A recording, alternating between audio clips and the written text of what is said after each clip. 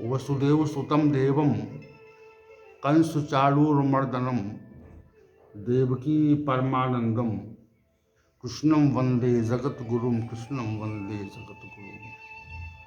कृष्णाय वासुदेवाय हरे परमात्मने प्रणत क्लेश नाशाय गोविंदाय नमो नमः, गोविंदाय नमो नमः। आज हम भगवत गीता के इस विशेष ज्ञान सत्र में अध्याय संख्या 2 सांख्य योग के श्लोक संख्या 16 पर चर्चा करेंगे। ये श्लोक वास्तविक रूप से समग्र वेदांत का सार है, इसलिए विशेष है। श्री भगवान ने कहा, नास्तो विद्यते भावो ना भावो विद्यते सतः उभयो अपि दृष्टा अंतः तु अन्यो तत्वदर्शी दर्शी भी। हे अर्जुन, असत का भाव नहीं है और सत का अभाव नहीं है। जो मनुष्य तत्वदर्शी हैं उन महापुरुषों ने दोनों का अर्थात सत और असत का दर्शन किया है। सत और असत का तत्वदर्शी पुरुषों द्वारा दर्शन किया गया है या देखा गया है। इसमें जो तत्वदर्शी पुरुष है वह कौन है?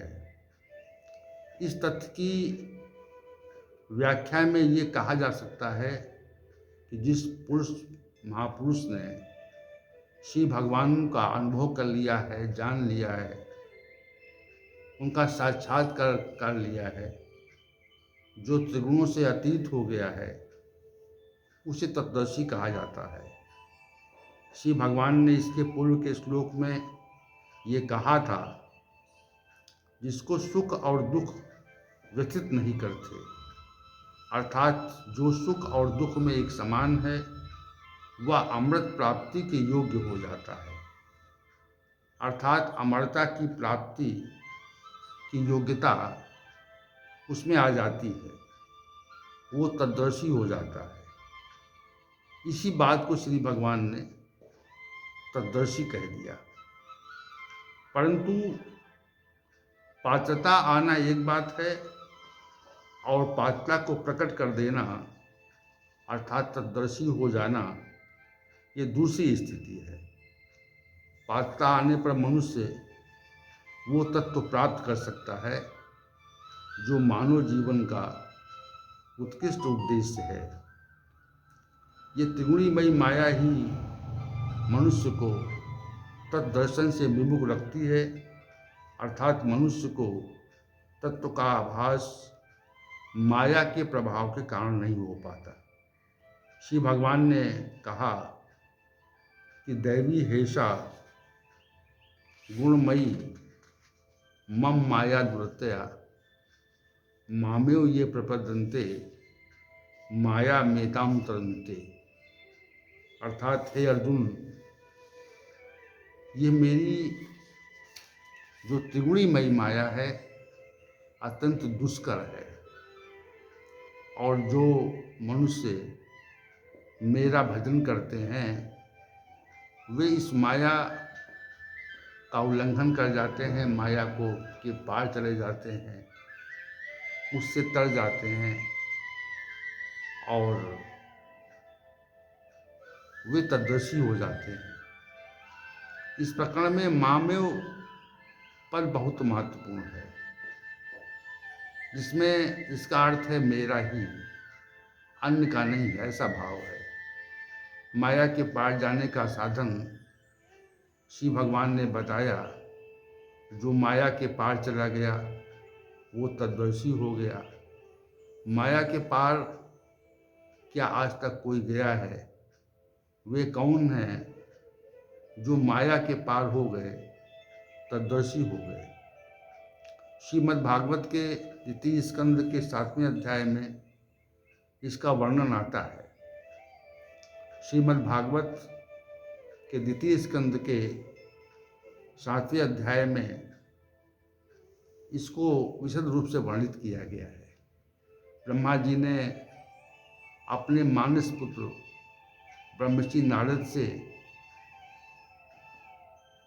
ये कहा कि मैं माया को जानता हूँ, मेरे अतिरिक्त जो लोग माया जानते हैं, माया को जानते हैं, उसमें तुम भी हो, और अन्य जो माया को जानते हैं उनका मैं वर्णन कर रहा हूँ। उनमें भगवान शंकर, प्रहलाद, शत्रुपा, मनु, प्रीबत, ऋभु, ध्रुव, इक्ष्वाकु, पुरुरवा, मुचकुंद, जनक, गाधी, रघु, अम्बरीश, सगर, ययाति, मानधाता, शिवी, देवर, पिपलाद, शाश्वत, सारस्वत, उद्धव, पाराशर, भूरिसेन, विभूषण, हनुमान जी, सुखदेव, अर्जुन, विदुर भी माया के प्रभाव को जान लेते हैं।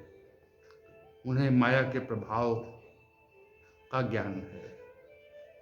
समग्र सृष्टि रचना और श्रृंगार करने वाली शक्ति का नाम माया है। उसे जो जान जाता है और प्रयास से पार हो जाता है, उसको तत्ववेता कहते हैं। तत्व का ज्ञानी हो जाता है। माया के रहस्य को जो जान जाता है, वो माया के पार हो जाता है। इसी तथ्य के स्पष्टीकरण श्रीमद् भागवत का ये श्लोक है। ते वै विदन्ति अतितरन्ति च दैव मायाम स्त्री भूद पूर्ण सबरापि पाप जीवा यद्युत क्रम परायणशील शिक्षास्ते अंगजना अपि किमु श्रुतुधारवा में। स्त्री, शूद्र, पूर्ण, भूल और पाप योनि जीव जो भी माया के रहस्य को जान जाता है, वो तद्दर्शी हो जाता है, माया के पार हो जाता है। भगवान के प्रेमी भक्तों का कहना है, वह तो सद्व्यवहार ही करते हैं। त्रिगुण से अतीत पुरुषों के लक्षणों का वर्णन श्री गीता जी के 14वें अध्याय में विशद रूप से हुआ। त्रिगुणातीत पुरुष तद्दर्शी होता है। सत्य क्या है और असत्य क्या है, इसको तद्दर्शी पुरुष जान जाता है। सत्य क्या है, असत्य क्या है, प्रथमता इस प्रकरण को जानना आवश्यक है, क्योंकि सत्य का अभाव नहीं है और असत्य का भाव नहीं है। इसी भगवान ने इस श्लोक में स्पष्ट रूप से कहा है, सत्य का तथा असत्य का दर्शन अर्थात उसको जानना तद्दर्शी महापुरुषों के लिए संभव है। इसलिए सत्य और असत्य को समझना आवश्यक है। हमारे शरीर में ऐसी कोई सत्ता और शक्ति है जो हमारे शरीर को चेतन बनाए हुए है। चेतन का अर्थ बहुत व्यापक है। पूरे शरीर को ध्यान से देखो तो हमें ये तथ्य ज्ञात होता है, स्पष्ट होता है कि पैर में कांटा लगते ही हमें ये ज्ञात हो जाता है कि हमारे पैर में कांटा लगा हुआ है, और तत्काल बिना किसी विलंब के हम उसे निकालने का प्रयास करते हैं। वो कौन शक्ति है जो ये कार्य करती है, अर्थात कांटे लगने की सज्ञानता और उससे के निकालने का प्रयास, दोनों तथ्य इस शक्ति के द्वारा कराए जाते हैं। ये जानना आवश्यक है। प्रातः जागना, दिन भर के कार्यों में अपने को व्यस्त रखना, रात्रि के समय निद्रा आ जाना, विभिन्न प्रकार के कार्यों का विचार मन में प्रकट हो जाना, उसी के अनुरूप कार्य करने को उद्यत होना, ये सब कौन निश्चित करता है कि हम कहाँ करने लग जाते हैं। पैर उसी ओर बढ़ जाते हैं जहाँ हमें जाना है और हम प्रयास करके अपने निश्चित स्थान पर पहुँच जाते हैं। किसी व्यक्ति से हमें क्या बात करनी है, उससे क्यों मिलना है, इस सब का विनिश्चय कौन करता है, कौन शक्ति है जो हमसे कार्य करवाती है। भोजन की इच्छा करना, मलमूत्र के त्याग की इच्छा करना, मलमूत्र का त्याग करना और क्या करना है क्या नहीं करना है इसका बोध होना, ये सब कौन सत्ता करवा रही है, किसकी प्रेरणा से ये सब कार्य हो रहा है। कोई ऐसी सत्ता है जो हमें ये सब करने के लिए प्रेरित करती है और इसका संपादन कराती है। मक्खी और मच्छर शरीर पर बैठते हैं तो उसे भगाने के लिए कौन कहता है। शरीर में अपवित्रता कैसे आ जाती है और उस अपवित्रता को समाप्त करके स्नान करने की इच्छा कौन प्रकट करता है। हम स्नान हेतु उस स्थान पर जाते हैं और स्नान करते हैं। ये सब असंख्य प्रकार के कार्य का निश्चय कौन सत्ता करती है। ये निश्चित कोई सत्ता है। रात्रि में स्वप्न आते हैं, उसे कौन दिखाता है। भयानक और अनुकूल सपनों को कौन उत्पन्न कर देता है। सुंदर स्वप्न में प्रसन्नता का आभास हमें कौन कराता है। भयानक स्वप्नों में हमें कौन भय का प्रकटीकरण कराता है। ये कौन सत्ता है। और जो ये सब करती है, इसी गुण तत्व पर विचार करना, उसको प्रकट करने का कार्य कौन करता है। ये तर्कसंगत है और ये तार्किक है। इसका निश्चय कौन करता है, ये विचारणीय प्रश्न है। तो ये श्लोक विशिष्ट है, इस पर हम कल भी चर्चा करेंगे।